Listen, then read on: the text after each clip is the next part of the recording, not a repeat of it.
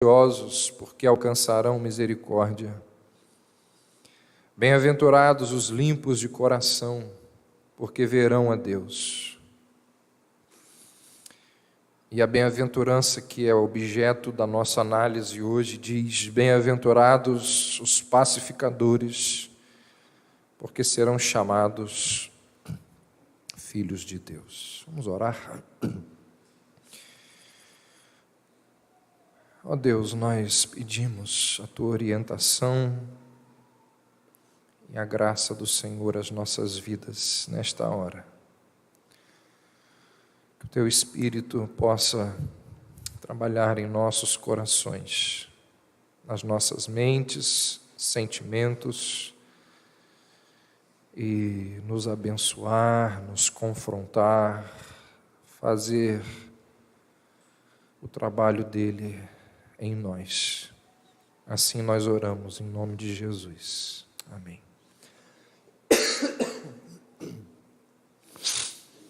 29 de novembro de 2005, um ônibus no Rio de Janeiro foi emboscado por pessoas ligadas ao tráfico e queimado.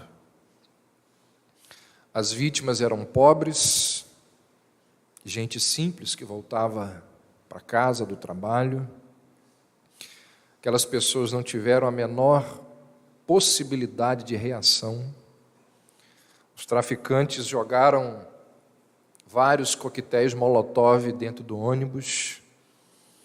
5 pessoas morreram, inclusive uma menina de 6 meses.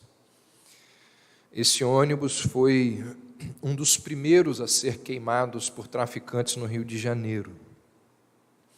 E, à época, aquilo foi um choque, porque até então se ouvia notícias como esta, de terroristas no Iraque, em Israel, no Afeganistão.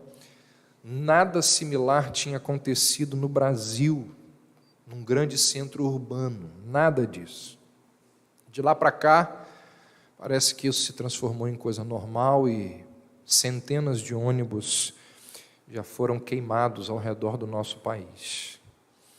Talvez o fato mais escandaloso dessa história foi em que em nenhum momento se viu a bandeira do Estado do Rio de Janeiro, a bandeira do Brasil a meio pau, não se viu a suspensão das atividades no Rio de Janeiro. A governadora, membro de uma igreja evangélica, na época não disse absolutamente nada. Não houve nenhuma manifestação pública do governo, da prefeitura, das autoridades constituídas. O que houve na época foi um silêncio ensurdecedor diante daquela tragédia. Um ano depois, 28 de dezembro de 2006, o tráfico parou a cidade do Rio de Janeiro. Cabines da Polícia Militar foram atacadas em diversos pontos da cidade. Um ônibus da Itapemirim, que fazia a linha Vitória-São Paulo, cruzava o Rio de Janeiro e numa emboscada caiu numa emboscada na Avenida Brasil, queimado, 11 pessoas morreram carbonizadas. 2007, uma mãe passava por um subúrbio no Rio de Janeiro, teve o seu carro assaltado. Marginais que roubaram ali, apanharam o carro, retiraram a mulher e não viram que o filhinho estava no banco traseiro, e a mãe ali naquele desespero não conseguiu retirar a criança do banco de trás, que ficou presa ao cinto, e os bandidos arrancaram com o carro e arrastaram aquela criança por vários bairros ali do Rio de Janeiro. O nome do menino? João Hélio. História famosa.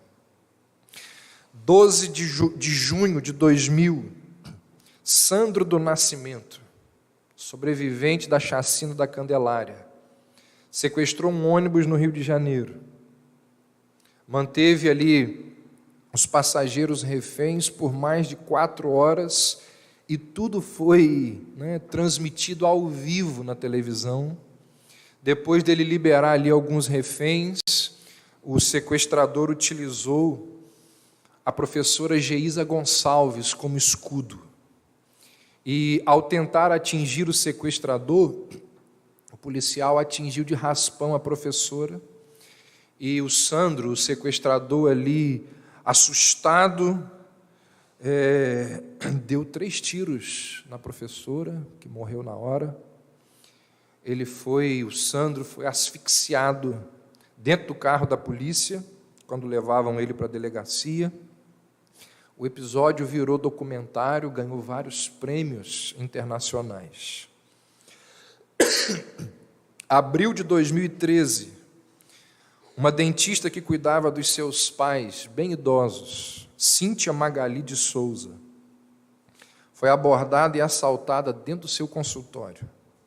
Como ela não tinha dinheiro, foi amarrada e queimada dentro do consultório pelos assaltantes. Dias depois, talvez inspirado no que aconteceu com essa mulher, em São José dos Campos aconteceu algo parecidíssimo. Um dentista chamado Alexandre Peçanha Gadi, 40 anos, abordado dentro do consultório, não tinha dinheiro, amarrado e queimado pelos assaltantes. 22 de março de 2014, Felipe Leite Vieira, esse eu conhecia, fazia academia junto comigo, 28 anos, bateu com o carro na Formosa, estava andando pela Formosa, um cara veio, bateu no carro dele, ele saiu para ver, o cara foi lá e matou. Não é página policial, mas eu inicio lembrando essas mortes famosas para mostrar que a violência é algo que cresce absurdamente no nosso país.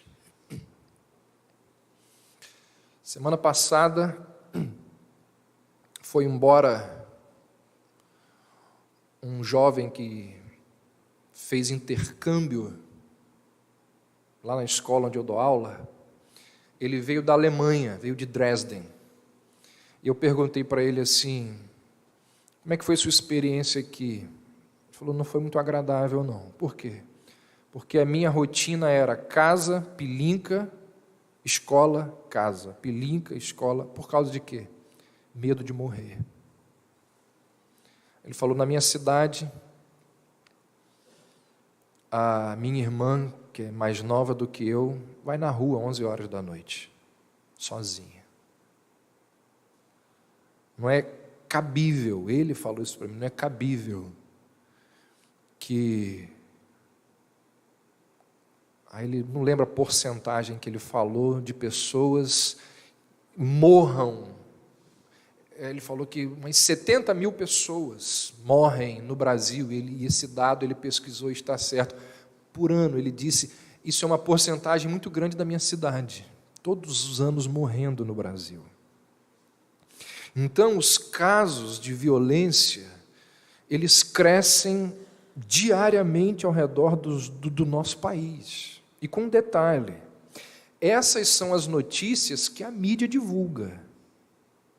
Isso significa que existe muito mais coisa que a gente não sabe. Então, a violência no Brasil, ela é espantosa.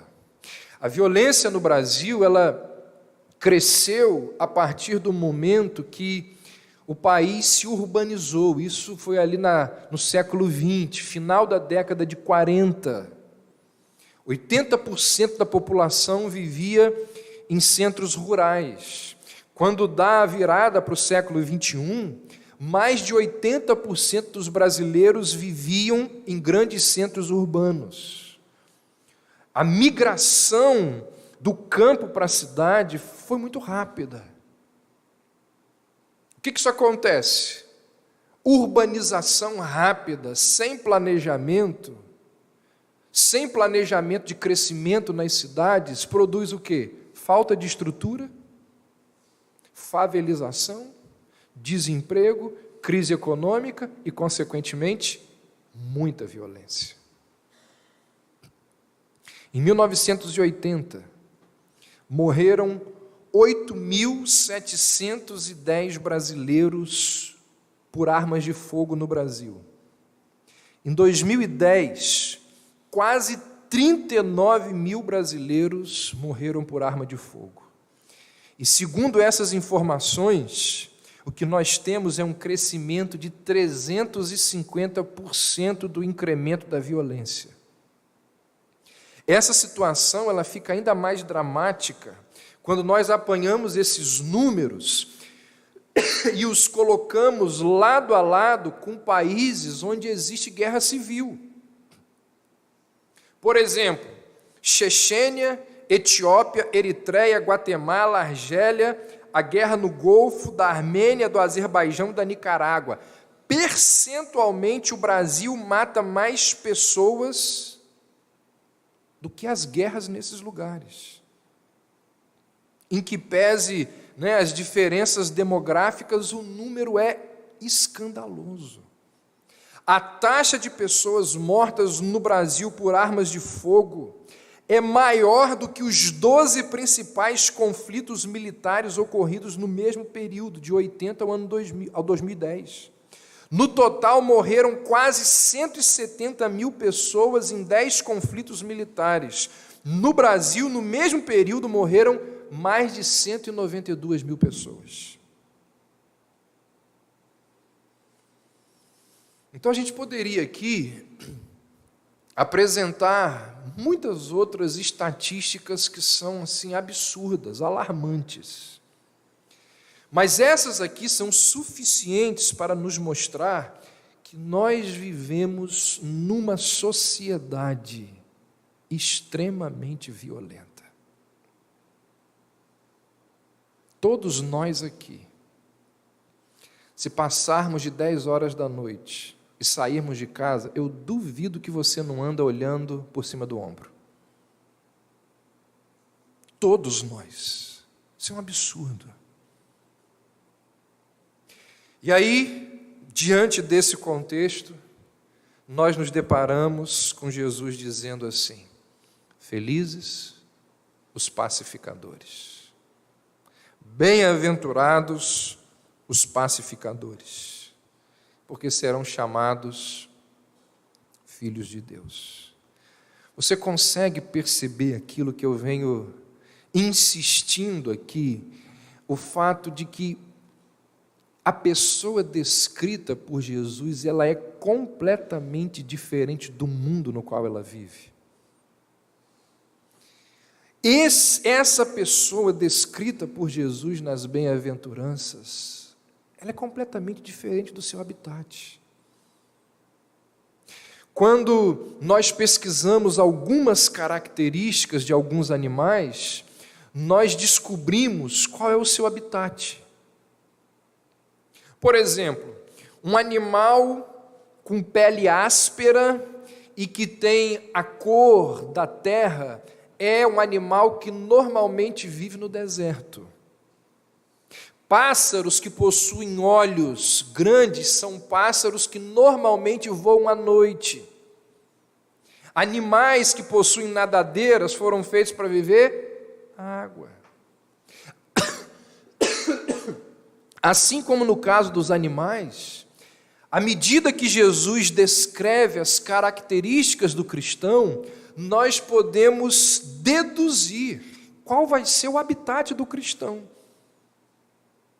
Aquele que chora vai viver num mundo repleto de pecados.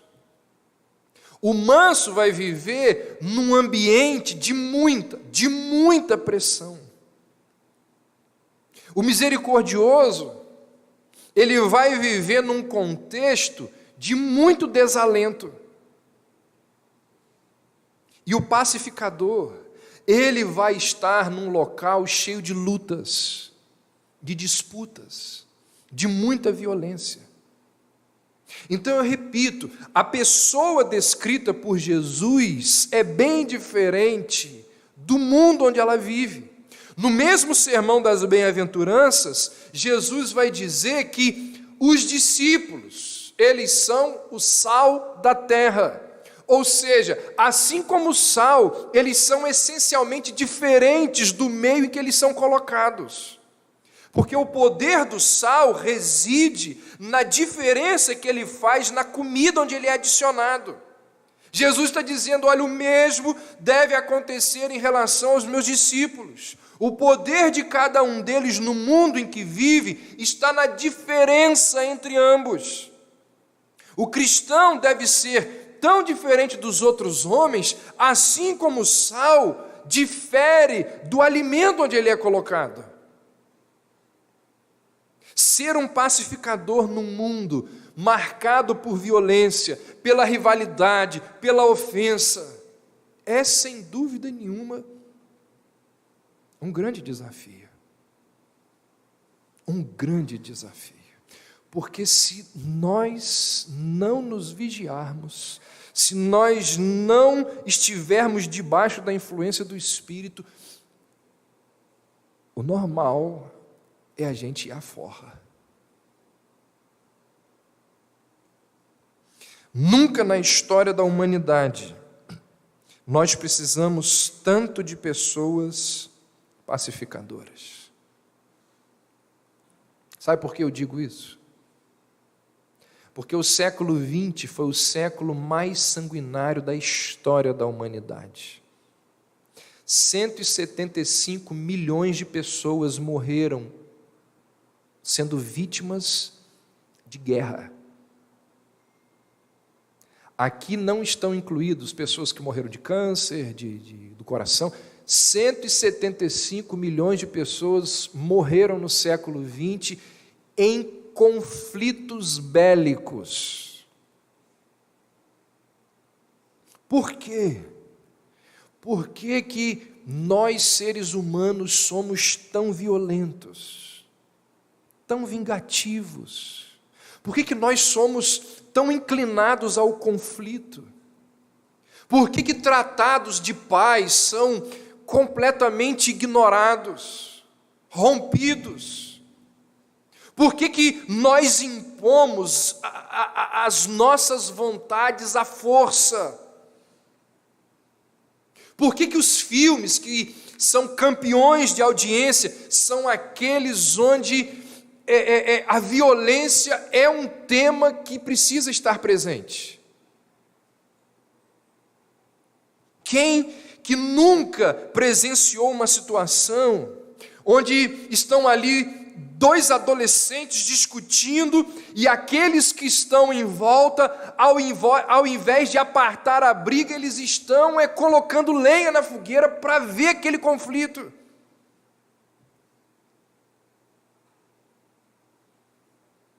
Tiago perguntou: de onde procedem as guerras e as contendas que há entre vós?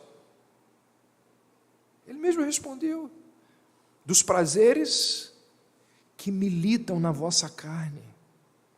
Escrevendo aos Gálatas, Paulo afirmou que as obras da carne são dissensões, facções, contendas, coisas que estão diretamente relacionadas com os conflitos entre os homens, com as brigas entre os seres humanos. O que eu estou querendo dizer para você, ou eu estou querendo levar você, conduzi-lo na minha linha de raciocínio aqui, a perceber que a resposta para essa pergunta, por que nós somos tão vingativos, tão inclinados ao conflito, tão sanguinários, por que nós somos assim? A resposta não é de ordem econômica, política, social. A resposta a esses questionamentos, ela é essencialmente teológica. Essencialmente teológica. A Bíblia nos diz que enquanto o coração do homem não for modificado, os conflitos e as guerras continuarão existindo. Depois que eu falei com o Marvin, um menino lá de Dresden, ele falou assim para mim, não apreciei muito aqui por causa da violência. Ele foi embora, eu fiquei pensando, podia falar para ele, mas fiquei quieto. Da terra dele saiu um dos maiores seres humanos diabólicos do mundo.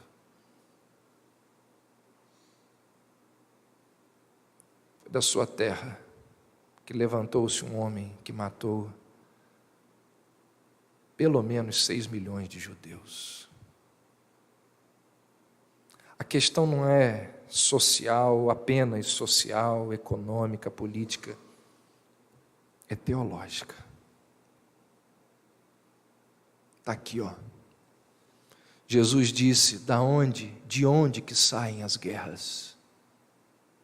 De onde que saem os conflitos? Do coração do homem.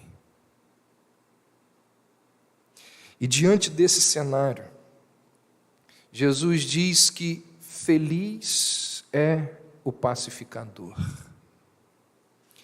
Quais são, segundo as Escrituras, segundo o texto sagrado, quais são as características de um homem pacificador? Primeiro, ele procura estabelecer harmonia entre os seus inimigos. O pacificador ele não joga lenha na fogueira, ele joga água. Ele não coloca as pessoas umas contra as outras.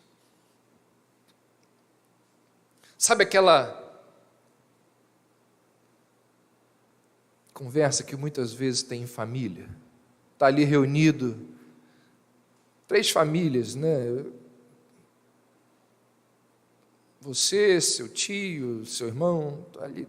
Aí vocês começam a falar mal de alguém, e esse alguém realmente é tudo aquilo que a pessoa, mas aí chega alguém e fica pilhando mais ainda. O pacificador, ele busca a paz, ele busca a concórdia, ele busca a conciliação.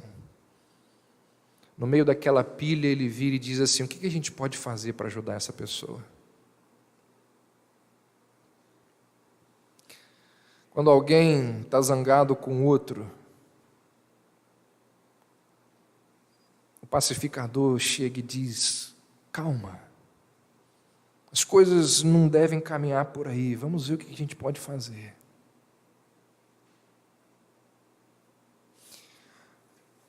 Abra aí, por gentileza, Efésios capítulo 2.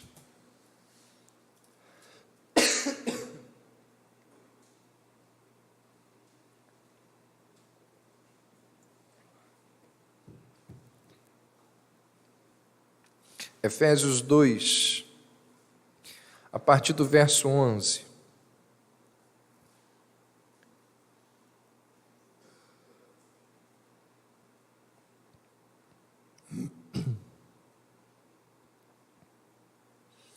Portanto, lembrai-vos de que outrora, vós gentios na carne, chamados incircuncisão por aqueles que se intitulam circuncisos na carne por mãos humanas, naquele tempo, estáveis sem Cristo, separados da comunidade de Israel e estranhos às alianças da promessa, não tendo esperança e sem Deus no mundo.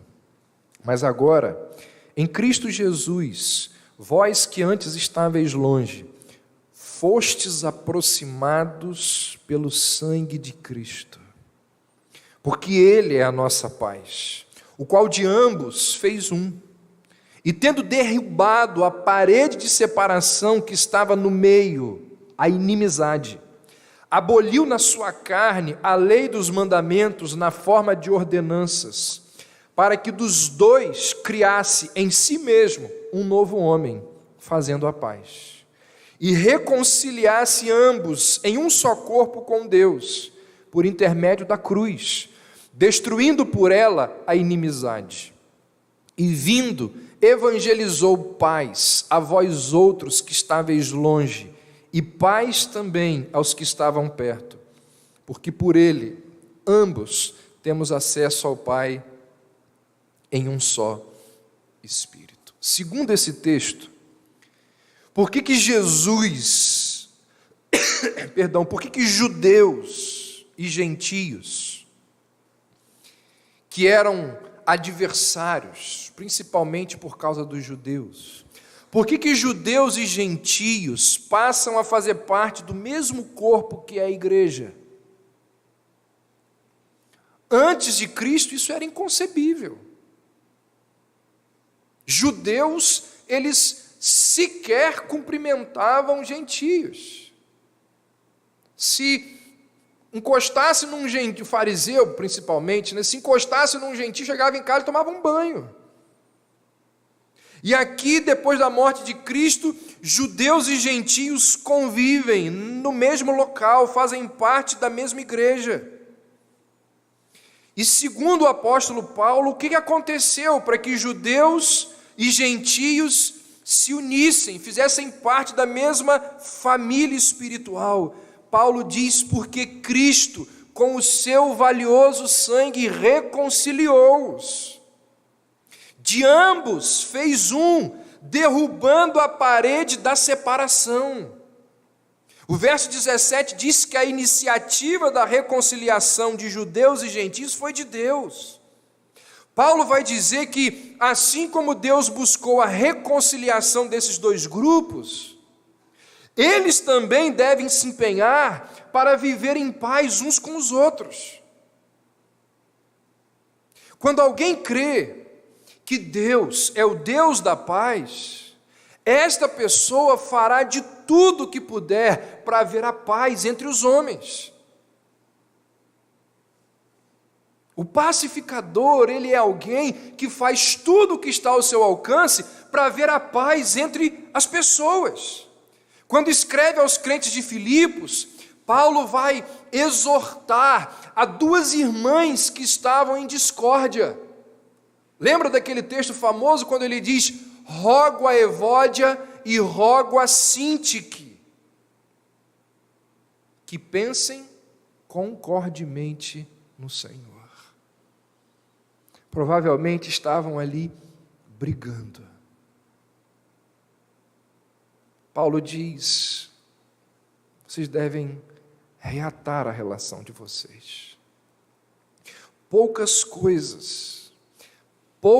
coisas causam tanta ira em nosso Deus, como pessoas que colocam lenha na fogueira. Poucas coisas. Provérbios 6 diz assim: existem 6 coisas que Deus detesta. A 7ª ele abomina. E qual é a 7ª? Aquele que causa contenda entre irmãos. Cuidado, meu irmão, minha irmã. Fofoca é algo que Deus trata com grande severidade. Porque fofoca é o principal instrumento de se causar contenda entre irmãos. Na verdade, cristão fofoqueiro é contradição de termo. Como que é possível alguém que serve ao Deus da paz promover discórdia com a sua língua? Então, primeira característica de um pacificador segundo as Escrituras: ele procura estabelecer a harmonia entre os inimigos. Segundo, o pacificador, de acordo com o ensino geral das Escrituras, é aquele que procura estabelecer a harmonia entre os homens e Deus. Além de promover a paz entre os homens, o pacificador é aquele que procura promover a paz entre os homens e Deus. Quantas pessoas que vivem ao nosso redor que são inimigas de Deus? Todas aquelas que não são convertidas. Se o seu marido não é convertido, ele é um inimigo de Deus. está em oposição a Deus. Esse é o ensinamento das Escrituras. Quantos amigos, parentes, pessoas allegadas, gente que nós amamos, colegas de serviço, de faculdade, pessoas que, segundo as Escrituras, elas não foram reconciliadas com Deus. E quem não está reconciliada com Deus está debaixo do juízo, está debaixo da ira de Deus. E nós precisamos alertar a essas pessoas. Elas estão caminhando para o inferno, um lugar onde nunca haverá paz, e nós não as alertamos. Abra aí, 2 Coríntios capítulo 5. É um texto muito famoso, mas a gente conhece um verso desse texto famoso, e a gente perde o que vem depois. 2 Coríntios 5,17 diz: se alguém está em Cristo, a gente nem precisava pedir para abrir, porque todo mundo sabe, nova criatura é, as coisas velhas se passaram, eis que tudo se fez novo. Agora o que vem depois. Ora, tudo provém de Deus, que nos reconciliou consigo mesmo. Ou seja, houve um tempo, houve uma época em que nós estávamos como inimigos, adversários de Deus. E Deus nos reconciliou consigo mesmo por meio de Cristo. E nos deu, a quem que deu? A todos que são nova criatura. Todos que uma vez foram transformados por Deus, todos aqueles que são novas criaturas, a essas pessoas Deus deu o quê? O ministério da reconciliação. A saber que Deus estava em Cristo reconciliando consigo o mundo, não imputando aos homens as suas transgressões, e, novamente, nos confiou a palavra da reconciliação. Portanto, somos embaixadores em nome de Cristo, como se Deus exortasse por nosso intermédio, em nome de Cristo, pois rogamos que vos reconcilieis com Deus. Nos conciliou o ministério nos confiou o ministério da reconciliação. Em nome de Deus, nós representamos, em nome de Cristo, nós representamos Deus junto aos homens. Somos embaixadores de Cristo. Por outro lado, em nome de Cristo, representamos os homens junto a Deus. Fazemos isto quando nós pedimos a Deus pela salvação dos nossos amigos, dos nossos familiares, dos nossos queridos. Então, os verdadeiros pacificadores são aqueles que, tendo experimentado a paz com Deus, agora eles lutam para ver que as outras pessoas que ainda não foram reconciliadas com Deus, que isso aconteça também a elas. Aconteça também com elas. Ele procura estabelecer a harmonia entre os inimigos, ele procura estabelecer a harmonia entre os homens e Deus. Terceira característica, segundo o ensinamento geral das Escrituras, o pacificador ele faz concessões, porém sem comprometimento. Existem momentos que é possível fazer concessões. É possível. Lutero não teve essa sabedoria em alguns momentos da sua vida. E o movimento da reforma sofreu porque Lutero não teve essa sabedoria de, em algumas circunstâncias, fazer algumas concessões. Em outros momentos, graças a Deus que ele não fez concessões.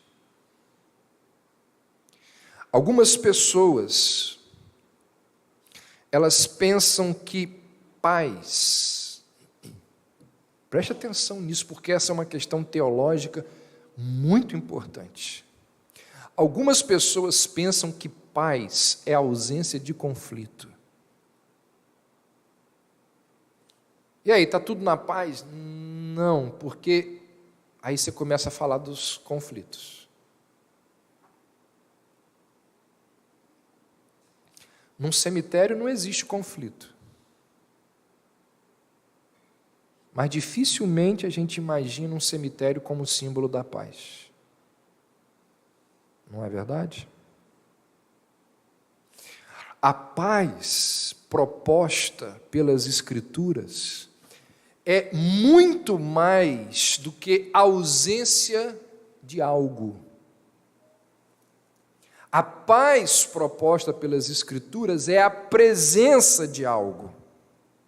A paz não é apenas parar a guerra.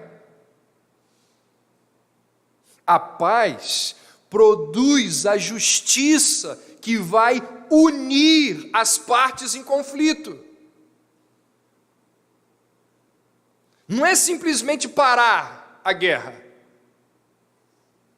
1918 foi assinado o Tratado de Versalhes, pôs fim à Primeira Guerra Mundial. Tem paz?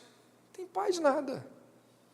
Cresce um sentimento de revanche nos alemães, que em 21 anos vai produzir a Segunda Guerra. Continuação da Primeira. É muito mais do que a ausência de algo. Não é apenas parar a guerra. A paz, ela vai produzir justiça para unir aquelas partes conflituosas. Isso significa que existe muita diferença entre trégua e paz. A trégua, ela nos faz baixar as armas e coloca fim no conflito durante um tempo. A trégua é aquele momento em que as partes rivais, elas dão um tempo para recarregar o estoque de munições. A paz, ela ocorre quando as diferenças são resolvidas e as duas partes se abraçam, se unem. Isso é paz. Trégua, parar o conflito, é apenas uma guerra fria. Se duas pessoas estão em guerra uma com a outra, o certo não é separá-las para que elas nunca mais se vejam. O correto é juntá-las para que elas possam resolver o problema e viver juntas. Por que é importante a gente saber disso? Porque até resolvermos a situação, algumas circunstâncias conflituosas, elas podem surgir, elas podem acontecer. Ou seja, a paz da Bíblia não é uma paz que evita problemas. A paz da Bíblia não é uma paz a qualquer preço. A paz das Escrituras, ela não compromete a verdade. A paz das Escrituras, ela nunca acontece à custa da justiça. Tiago vai dizer, a sabedoria lá do alto é primeiramente pura, depois pacífica. Pode ler lá, Tiago 3,17. A sabedoria lá do alto é primeiramente pura, depois pacífica. Olha como que é muito importante e é enfatizado isso por Tiago. É primeiramente pura, depois pacífica. A paz não está em primeiro lugar. A paz, ela é derivada. A paz, ela procede de uma concordância sincera da verdade. Escrevendo aos Filipenses, o apóstolo ele nos exorta a colocarmos a nossa mente naquilo que é verdadeiro, naquilo que é honroso, naquilo que é justo. Paulo diz isso, coloquem a mente de vocês naquilo que é verdadeiro, naquilo que é justo, naquilo que é honroso. E quando nós fizermos isso, o que vai acontecer? e o Deus da paz estará convosco. Paulo está nos ensinando que a paz é um subproduto do compromisso com aquilo que é correto, com aquilo que é verdadeiro. Quando fala da armadura do cristão, Paulo nos diz que o armamento com o qual nós guerreamos pelo evangelho da paz começa com o cinto da verdade. Hebreus 12, 14, segui a paz com todos e a santificação sem a qual ninguém verá o Senhor, ou seja, não se pode separar a paz da santidade, a paz da pureza, a paz da justiça. O salmista vai dizer lá no Salmo 85 que a justiça e a paz se beijaram, ou seja, onde há paz verdadeira, existe justiça. Mateus 10, 34, Jesus diz: não penseis que vim enviar paz na terra, eu vim não para enviar paz, mas espada. Como assim? Como assim? Porque isso aqui é completamente contrário à bem-aventurança que nós estamos estudando. Como assim não vim enviar paz na terra, mas espada? A explicação é que Cristo, Ele não veio trazer paz a qualquer preço. Cristo sabia que antes que houvesse paz, alguns conflitos precisariam existir. Cristo sabia que o conflito tinha que ser resolvido antes, para que existisse paz genuína. Lembra do que aconteceu? Talvez poucos saibam dessa história. O que aconteceu com Paulo, Tito e Timóteo, envolvendo lá a questão da circuncisão. Paulo circuncidou a Timóteo para ficar bem com um certo grupo de pessoas. Já com Tito, deliberadamente, propositadamente, ele não o circuncidou. Por quê? Porque as pessoas estavam dizendo que a circuncisão era necessária para a salvação. Ou seja, no caso de Tito, Paulo não abriu mão de jeito nenhum, mesmo que as pessoas ficassem zangadas com ele. Os pacificadores procuram a paz. No entanto, eles não passam por cima da justiça, eles não atropelam a verdade. Isso significa que eles são antipartidários. Ou seja, eles não se voltam para um lado em detrimento do outro. Eles não admitem o corporativismo. Já ouviu aquele discurso? Mexeu com meu amigo, mexeu comigo. Mas e se o seu amigo precisou de repreensão? E se ele merece disciplina? E se ele precisa ser exortado? Muitos defendem outras pessoas sabendo que elas estão erradas. Corporativismo. Muitos pais sabem que os seus filhos estão errados, mas não admite isso de jeito nenhum. Os pacificadores, eles não negociam quando a verdade e a justiça estão em jogo.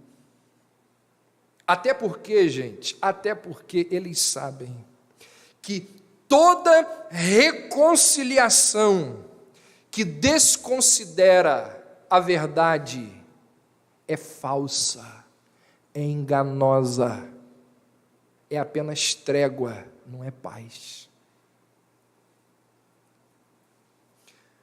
Por exemplo, se eu brigo com a minha esposa, isso acontece entre casais, temos muitos aqui. Se eu brigo com a minha esposa, pode ser, eu estou falando de mim, mas pode ser você.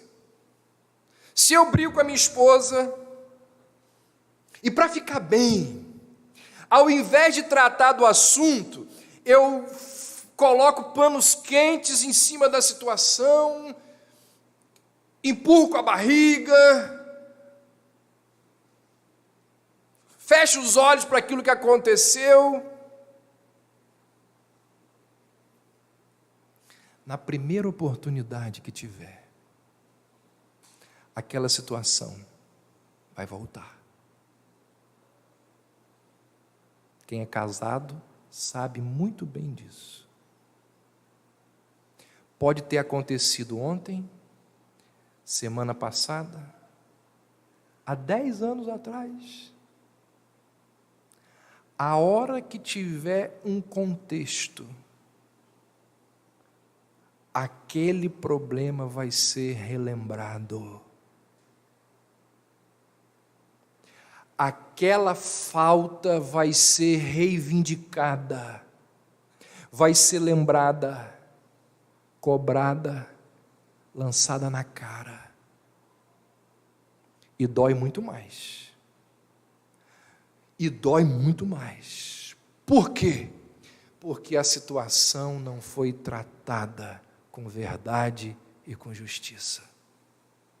O que existe é trégua, não é paz. Quando existe um conflito, para se resolver o conflito, a gente tem que sentar e dizer aqui, ó, fala tudo que você tem para me falar. Ouve tudo que eu tenho para te dizer.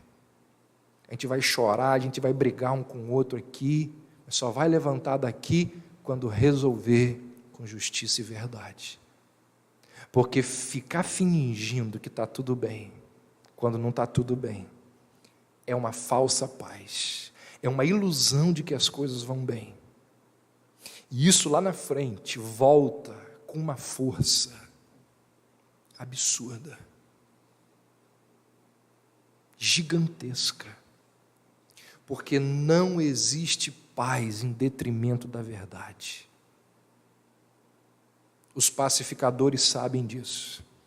Por isso que Lutero uma vez disse que a paz, se possível, mas a verdade a qualquer preço. Quarto, pacificador estabelece a harmonia entre os inimigos, estabelece a harmonia entre os homens e Deus, faz concessões, porém sem comprometimento. Em quarto lugar, o pacificador, ele pensa antes de falar. Nós estamos aqui, senhores e senhoras, diante de uma das coisas mais difíceis do mundo. Uma das coisas mais complicadas da vida é pensar antes de falar. Todos nós temos essa dificuldade. Contextos de briga, de discórdia, isso é muito difícil. Nós, quando enfrentamos situações que tendem a gerar conflitos, nós não devemos ficar falando, nós devemos calar, pensar. E quando nós começamos a pensar e deixamos de falar, nós já começamos a estabelecer a paz, porque o negócio vai abaixando, né? Você quer ver um contexto em que isso aqui acontece muito? Discussão em grupo de WhatsApp. O cara fala uma coisa, você começa a escrever, escreve tudo errado ali, porque você tem que dar uma resposta logo. Aí você vê lá, fulano está digitando, né?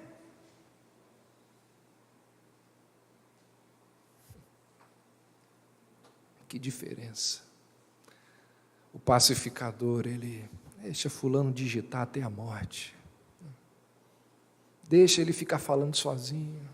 Acha que é o dono da verdade? Deixa ele falar.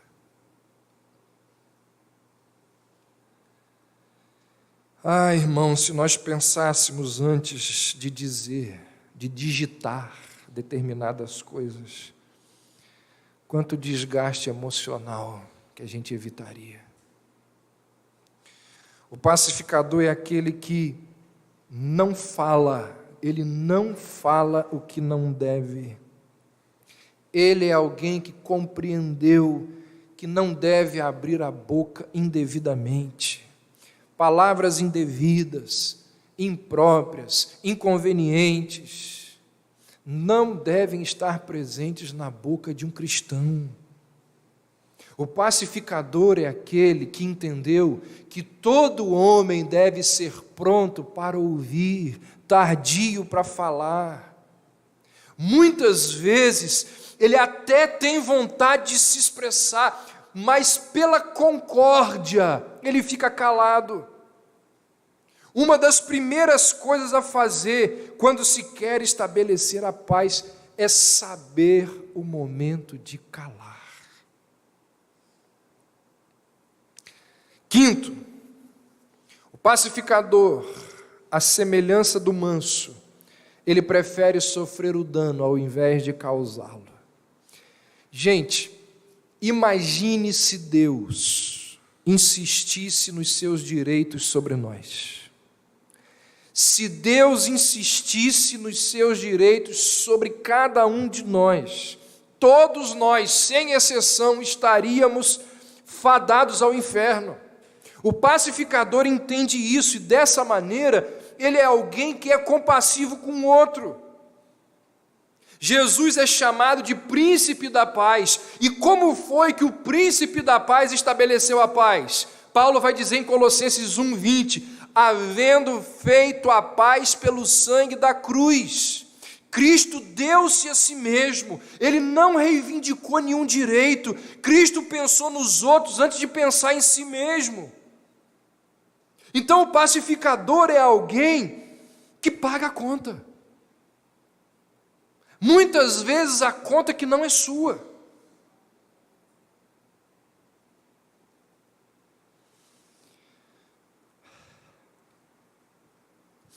Por que os pacificadores são bem-aventurados? Jesus diz que eles são bem-aventurados, porque eles serão chamados filhos de Deus.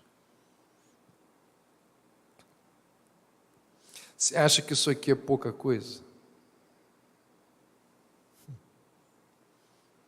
Você acha que isso aqui é pouca coisa? Nós estamos aqui diante de uma designação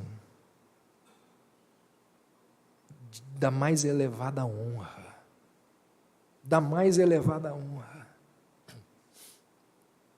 Conhece aquela história, né? Que ele é filho de fulano de tal. Tem isso, a gente fala isso. Fulano, filho de fulano de tal. Só isso basta para a gente saber que aquela pessoa é importante. Felizes os pacificadores, porque eles serão chamados filhos de Deus. Irmãos, uma das doutrinas bíblicas mais consoladoras é aquela que nos fala da nossa condição dos filhos de Deus. Deixa eu falar uma coisa para vocês. Quando eu me preparo para preparar sermões, quando eu estou estudando para pregar, eu acho que assim, de tudo que eu estudo, eu trago uns 10% para cá. Por exemplo, para essa mensagem aqui, eu acho que eu estou trazendo para vocês é uns 10% de tudo que eu li. O que eu estou querendo dizer com isso? Existe muito, mas muito mais coisas e verdades que abençoam as nossas vidas, que eu não digo aqui. Porque o tempo não permite, e porque existem coisas que são complicadas de serem transmitidas. Existem verdades que a gente tem acesso, que elas nos falam ao coração na nossa individualidade. Quando a gente tem que ler, reler, ler mais uma vez, ler pela 7ª vez, e lá pela 15ª vez ela começa a fazer sentido, e você começa a compreender, e quando você chega lá na 36ª, aquilo te abençoa de uma forma impressionante. E eu não posso pregar 36 vezes aqui a mesma coisa. O que eu estou querendo dizer é que essa doutrina bíblica da adoção, o que existe de verdade que consola os nossos corações por trás dela, é uma enormidade. Você apanhar uma teologia sistemática, boa, e ler sobre a adoção é uma das coisas que trazem prazer ao meu coração, alegria ao nosso coração. E a adoção, a doutrina bíblica da adoção, que nos fala do ato de Deus, por meio do qual Ele nos faz membros da sua família, isso é algo extraordinário, isso é algo extremamente consolador. O apóstolo João vai dizer assim: vede, que grande amor nos tem concedido o Pai, a ponto de sermos chamados filhos de Deus. E de fato, somos filhos de Deus. Ele vai dizer aos seus leitores: observem, olhem para cá, contemplem. Será que você consegue perceber a intensidade, a grandiosidade do amor de Deus, do amor do Pai?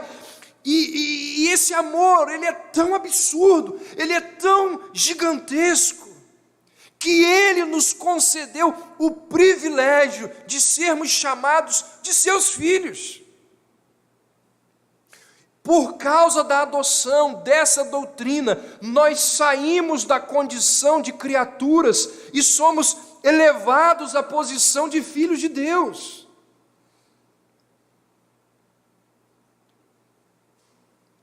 Não na epístola, mas no seu evangelho, João vai dizer: veio para o que era seu, e os seus não receberam, mas a todos quantos o receberam, deu-lhes o poder de serem feitos filhos de Deus.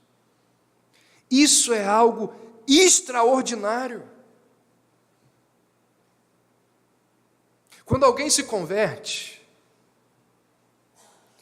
e acontece aquilo que chamamos de regeneração, na regeneração, Deus nos concede uma nova natureza. Nós nos tornamos participantes da natureza divina. A partir da regeneração, nós somos capazes de falar com Deus em oração, capazes de adorá-lo. Nós somos capazes de ouvir a sua palavra com um coração receptivo, algo que aquele que não é regenerado não é capaz. Por isso que Jesus disse para Nicodemo: se não nascer de novo, não pode ver, não pode ouvir, não pode entender. A regeneração, ela nos habilita a ver, a ouvir, a entender. Na regeneração, nós nos tornamos como os anjos. Os anjos são criaturas espiritualmente vivas. No entanto, os anjos não são membros da família de Deus. Os anjos não compartilham dos privilégios especiais dos membros da família de Deus. Há um hino que a gente canta aqui, que diz: anjos não conhecem a linda melodia, pois só mortais a entoam, os salvos por Jesus. Os anjos não sabem disso. Deus poderia decidir nos dar a regeneração e nos transformar em criaturas semelhantes aos anjos. Nos daria a regeneração sem, usando a linguagem de João, o privilégio da adoção. Poderíamos não ser seus filhos, mas viver a eternidade toda apenas como anjos. No entanto, João, que sabia disso, ele diz: vede, que grande amor que nos tem concedido o Pai, a ponto de sermos chamados filhos de Deus. O que significa que a adoção é algo maior do que a regeneração. É algo bem mais grandioso. Então, quando a gente compara regeneração com adoção, a gente percebe como que essa doutrina ela é consoladora. Quando a gente compara a adoção com uma outra doutrina bíblica, chamada de justificação, a gente também percebe a grandiosidade da adoção. Percebe que justificação e adoção são coisas diferentes, porque a justificação, ela diz respeito à nossa posição diante do tribunal de justiça de Deus.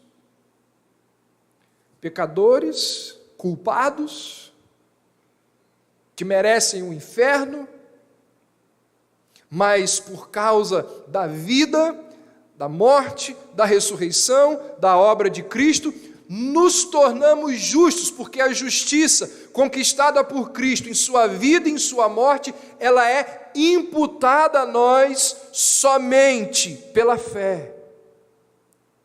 Então nós somos declarados justos. A adoção é maior, porque ela nos coloca dentro da família de Deus, com todas as bênçãos espirituais que estão relacionadas a ser membro da família de Deus. Por exemplo, um juiz, ele pode absolver alguém que está sendo acusado de um crime, mas esse juiz, ele não pode conferir ao réu que foi absolvido nenhum dos privilégios que o seu filho tem. O crente, ele tem o privilégio de poder considerar a Deus não apenas como juiz e como justificador, mas ele encontra em Deus um Pai misericordioso com quem ele se relaciona. Deus poderia nos dar somente a justificação sem o privilégio da adoção. Mas João diz: vede que grande amor que tem sido destinado a nós. Wayne Grudem, talvez um dos melhores teólogos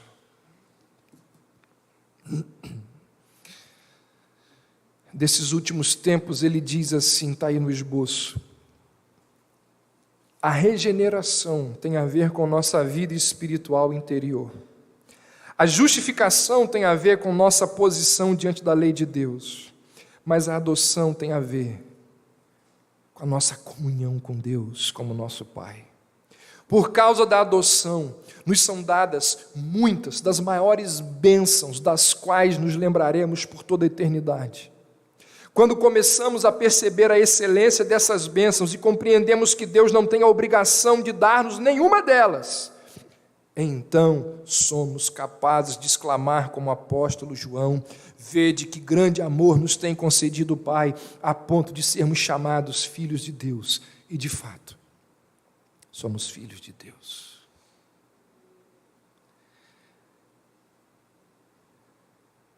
Os pacificadores são felizes, porque eles são chamados filhos de Deus. São filhos de Deus, porque o caráter do Pai está presente neles, porque Deus é pacificador. E o caráter do Pai está presente nos seus filhos. O Pai é pacificador, o Pai é reconciliador, o Filho foi chamado de príncipe da paz. Logo, aqueles que foram reconciliados com Deus são filhos de Deus, porque se parecem com Ele. Irmãos, como disse, nós vivemos num mundo extremamente conflituoso, em guerra. Nunca na história da humanidade precisamos tanto de pessoas pacificadoras. Reunião de condomínio.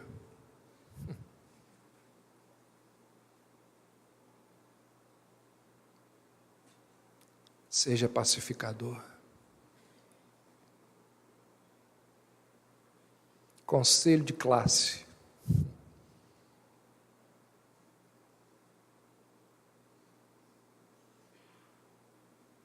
Dirigindo na Formosa, segunda-feira, 10 da manhã.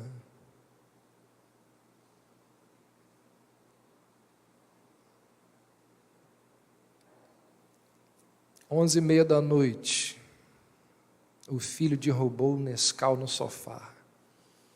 Você sabe que o cônjuge vai destruir ele. Normalmente, eu sou essa pessoa.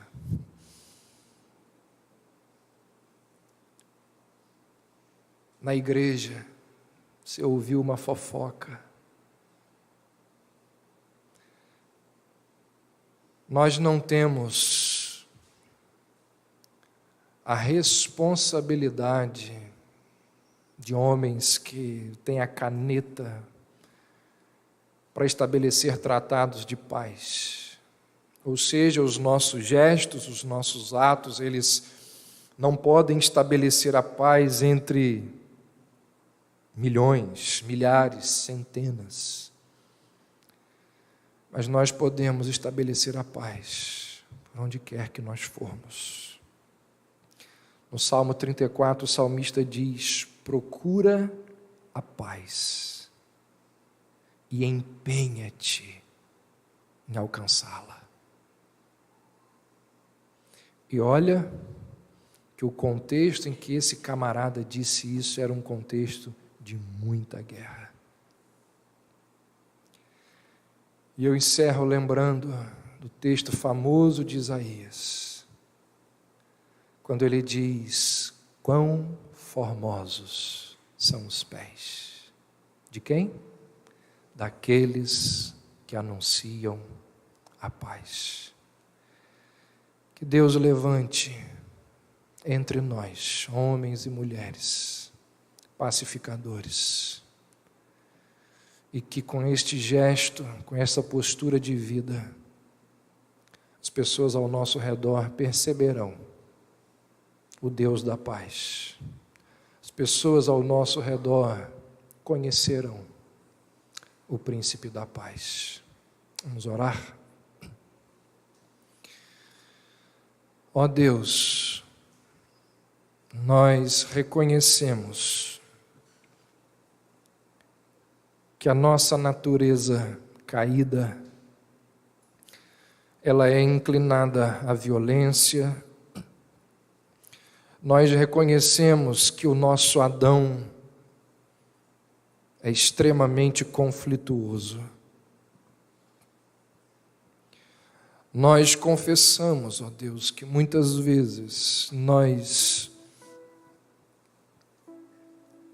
ao invés de promovermos a paz, nós aumentamos o conflito. Perdoa-nos, Senhor. Ajuda-nos. Dá-nos um coração, uma mente pacífica, que promove, que zela, que cuida da paz. Ó Deus, as nossas casas precisam de paz. Os nossos casamentos precisam de paz. A nossa sociedade precisa de paz. Dá-nos, ó Deus, homens e mulheres que buscam a reconciliação entre os inimigos. Dá-nos homens e mulheres que buscam a conciliação entre os homens e Deus. Dá-nos homens e mulheres que, na busca pela paz, eles jamais abandonam a justiça e a verdade. Dá-nos, ó Deus, homens e mulheres que pensam antes de falar, homens e mulheres que preferem sofrer o dano ao invés de causá-lo. E como estímulo, o Senhor nos disse que quem proceder assim, esta pessoa será bem-aventurada pelo fato de que ela será chamada de filho, filha de Deus. Que assim seja, ó Deus, na minha vida, na vida dos meus irmãos e irmãs, na vida desta igreja. Nós assim oramos e te pedimos, em nome de Jesus, o príncipe da paz. Amém.